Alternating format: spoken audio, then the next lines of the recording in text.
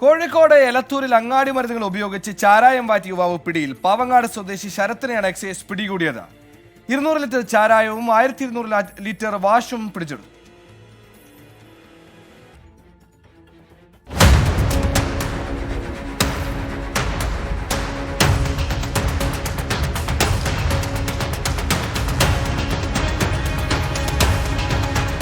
പാവങ്ങാടുള്ള വീട്ടിലെ സ്റ്റെയർ റൂമിനകത്ത് പ്രത്യേക സജ്ജീകരണങ്ങൾ.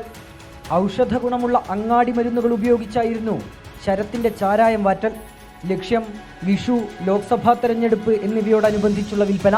രഹസ്യ വിവരം ലഭിച്ചതിന് പിന്നാലെ ഒരാഴ്ചയായി എക്സൈസ് ഇന്റലിജൻസിന്റെ നിരീക്ഷണത്തിലായിരുന്നു ശരത്. തുടർന്ന് വീട്ടിലെത്തി നടത്തിയ പരിശോധനയിലാണ് 200 ലിറ്റർ ചാരായവും 1200 ലിറ്റർ വാഷും പിടിച്ചെടുത്തത്.